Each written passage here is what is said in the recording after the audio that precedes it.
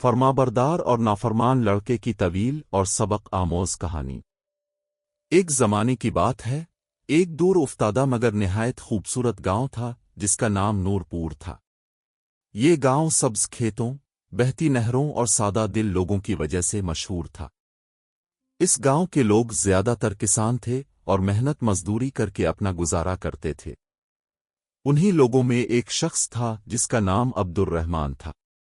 عبد الرحمن ایک غریب مگر نہایت ایماندار اور خدا ترس انسان تھا۔ وہ صبح سویرے اٹھتا، نماز پڑھتا اور پھر اپنے کھیتوں میں کام کرنے چلا جاتا۔ اس کی بیوی زبیدہ بی بی ایک نیک، صابر اور محنتی عورت تھیں جو گھر اور بچوں کی بہترین تربیت کرتی تھیں۔ اللہ نے اس جوڑے کو 2 بیٹوں سے نوازا تھا۔ بڑے بیٹے کا نام حمزہ تھا اور چھوٹے بیٹے کا نام ارسلان تھا۔ حمزہ فرمابردار بیٹا۔ حمزہ بچپن ہی سے ایک سمجھدار، نرم دل اور فرمابردار لڑکا تھا۔ وہ والدین کی بات غور سے سنتا اور بغیر کسی بحث کے فوراً عمل کرتا۔ اگر اس کے والد اسے کوئی کام سونپتے تو وہ خوشی خوشی اسے انجام دیتا۔ وہ اپنے والدین کی خدمت کو باعث فخر سمجھتا تھا۔ حمزہ ہر روز فجر کی اذان سے پہلے اٹھ جاتا، وضو کر کے نماز پڑھتا، قرآن کی چند آیات کی تلاوت کرتا اور پھر اپنی ماں کی مدد کرنے لگتا۔ کبھی پانی بھر لاتا، کبھی لکڑیاں جمع کرتا اور کبھی جانوروں کو چارہ ڈالتا۔ اس کے بعد وہ صاف ستھرے کپڑے پہن کر اسکول چلا جاتا۔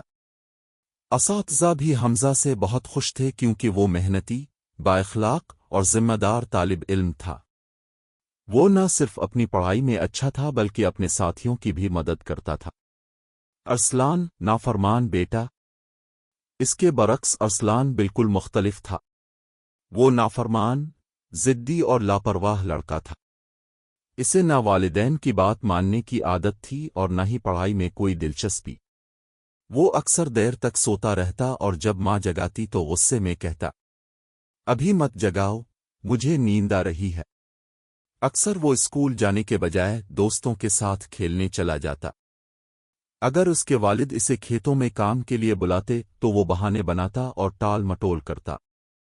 عبد الرحمن کئی بار اسے سمجھاتے، بیٹا، محنت اور فرمابرداری کے بغیر زندگی میں کامیابی نہیں ملتی، مگر ارسلان ان باتوں کو سنجیدہ نہیں لیتا تھا۔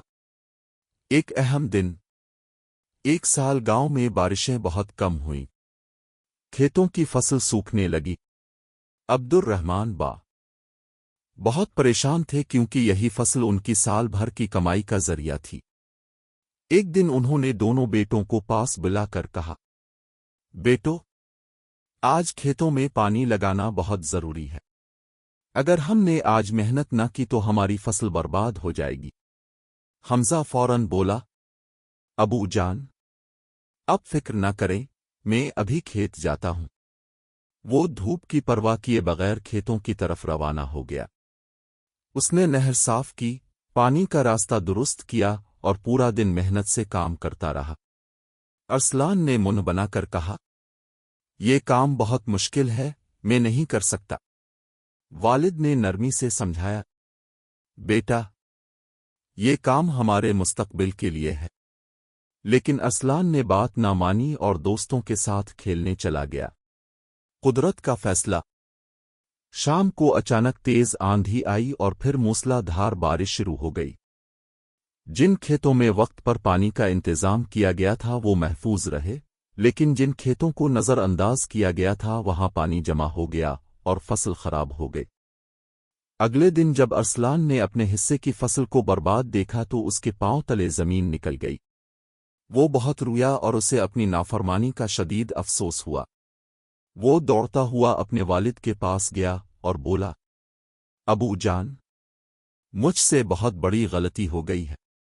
میں نے آپ کی بات نہیں مانی، مجھے معاف کر دیں۔ عبد الرحمن نے اسے گلے لگا لیا اور کہا، بیٹا، غلطی انسان سے ہو جاتی ہے، لیکن اصل کامیابی یہ ہے کہ انسان اپنی غلطی مان لے اور خود کو بدل لے۔ تبدیلی کی شروعات۔ اس دن کے بعد ارسلان کی زندگی بدلنے لگی۔ وہ وقت پر اٹھنے لگا، نماز پڑھنے لگا اور اسکول جانے لگا۔ شروع میں اسے مشکل محسوس ہوئی، مگر حمزہ ہر قدم پر اس کی مدد کرتا رہا۔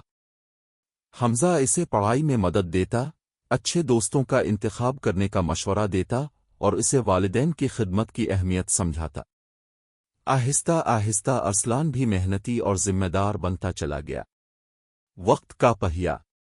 سال گزرتے گئے، دونوں بھائی جوان ہو گئے۔ حمزہ اپنی محنت اور فرمانبرداری کی بدولت اعلیٰ تعلیم حاصل کر کے ایک کامیاب انسان بن گیا۔ وہ اپنے والدین کا سہارا بن گیا۔ ارسلان بھی سدھر چکا تھا۔ اس نے بھی محنت کرنا سیکھ لیا تھا اور اب وہ اپنے ماضی کی غلطیوں پر شرمندہ ہوتا تھا۔ دونوں بھائی مل کر اپنے والدین کی خدمت کرتے اور گاؤں کی بھلائی کے کاموں میں حصہ لیتے تھے۔ پورے گاؤں میں ان کی مثال دی۔